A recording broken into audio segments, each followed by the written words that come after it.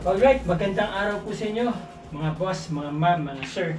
Andito po ako ngayon sa Kabangan, Zambales, dito sa coastal area ng Kabangan. I-re-vlog ko po itong resort na binibenta dati ng 50 million. Ngayon, 45 million na lang.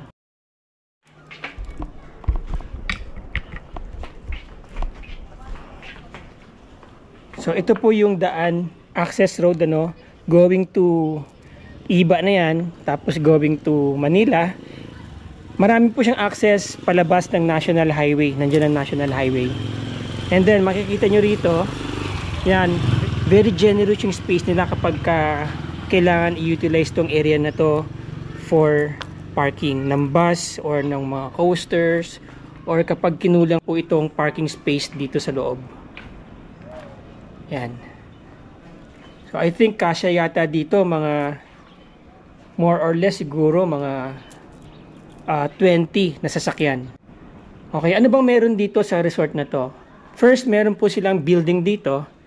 Pagpasok nyo ng gate, yan, malawak ang gate nila, no? Pagpasok nyo ng gate, ito kagad ang bubungad sa inyo itong building na to. Ito yung master bedroom. Kapag nandito pa yung may-ari, dyan sila tumutuloy sa kwarto na yan.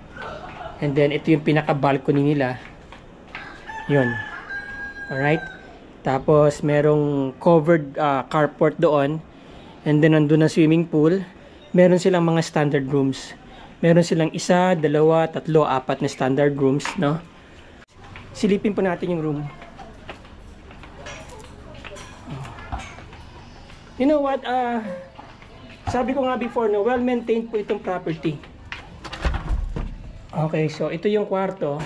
Maliit pero you know what, spacious siya, no? Hindi siya masikip. And then may private CR. Lahat may private CR, ano po. Yan.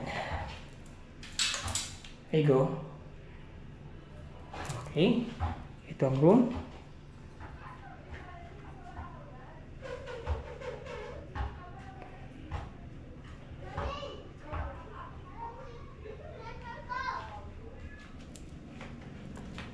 Okay.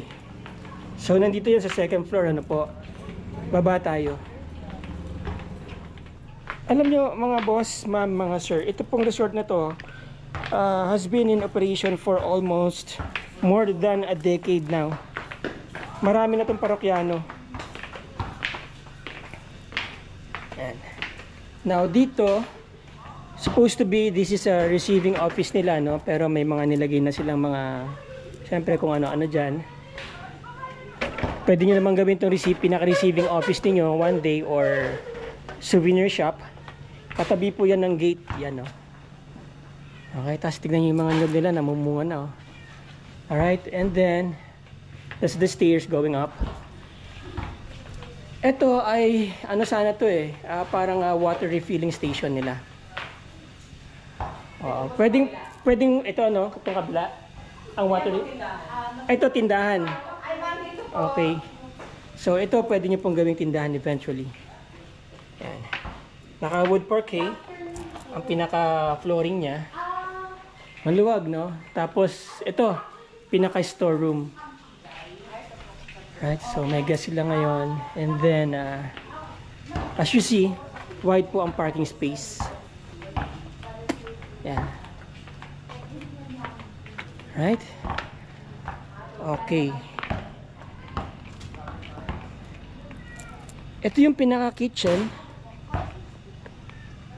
Diyan, pwede kayo ng dining area nyo dyan. Tapos, actually tagusan yan Merong dito merong entry point dito, papunta dyan sa loob ng kitchen, ano. Now, you have your dirty kitchen. Diba? Tapos, nandito yung pump. Water pump. Yan. Medyo mahirap ng buksan, kailangan i-repair. Right, I think may access din dito Yon. So from there, galing tayo dun, ano. May access yan dito. Yan, nandito yung pinaka-dirty kitchen.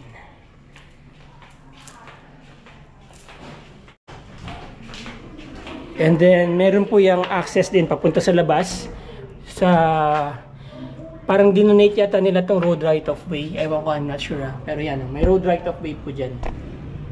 Papunta dun sa beach. Yan. Okay. Yun. Alright. So, from here, another kitchen. And then, you have your counter. Pinaka-counter area mo where you going to receive your guests. Alright. Diyan tayo pumasok kanina, no? Merong utility room, utility area dito, no, where they put their yung mga sampay nila.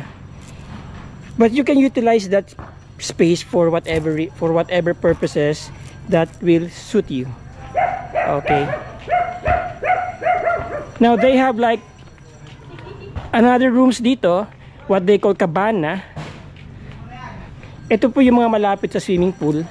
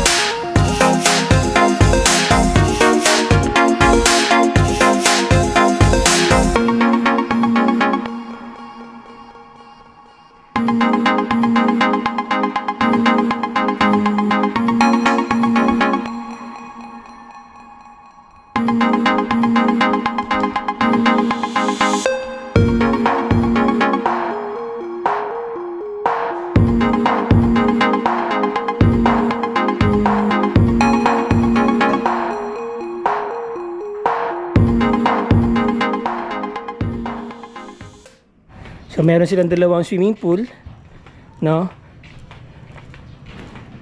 Tapos meron silang yun, pinaka villa nila doon, dalawang villas.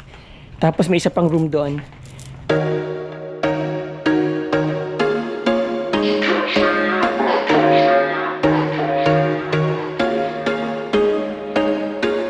There was once a day that I would pray for you. I'd go and misbehave just so you'd notice too. Sneaking looks up and down from across the room. And damn, what a hell of a view. I feel good, you look great, I like you, I can't wait. A first time, a first date. You're so fine, I'm so late. You sip wine, I drink straight. Don't waste time to my place. I feel my heart erase. So catch me if I fall.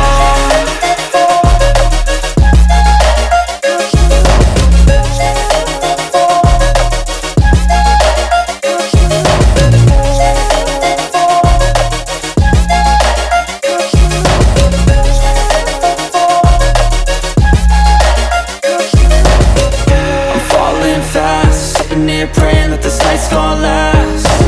You got it all on tap, I'm loving your vibe, always have your back. We like all the same tracks, listen all night in the sheets all black. Said I'm falling fast, don't remember life before you, that's facts.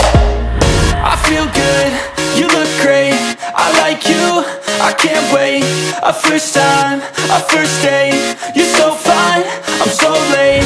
You sip wine, I drink straight. Don't waste time to my place. I feel my heart erase. So catch me if I fall. And then meron silang villa, duplex style. Up and down yan actually. Merong mga ano dito, gazebo. Merong open dining area. Pwede kayo magluto dyan. Yan, meron pang enough space na for development itong area na to. Alright. So we're not going to delve much into details, no, kung magkano bang rate. If you want to check out the rates, meron naman silang FB page, La Andrea Resort. You can check it out. Yan, ito yung pinaka-villa nila. Yan yung kwarto. Tapos stairway.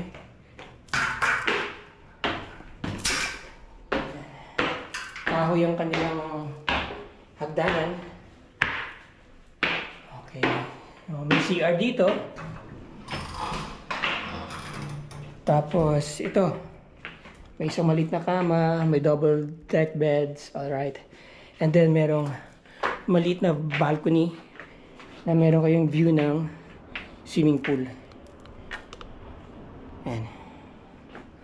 So yun yung mga kabana, no? So, remember si ate, yung last time, ano lang name nyo? 235 Eileen po. Si Ma'am Eileen, alright.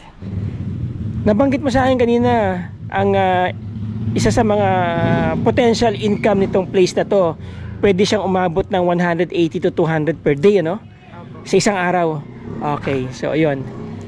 Alright, Ate Eileen, maraming salamat sa iyo. No?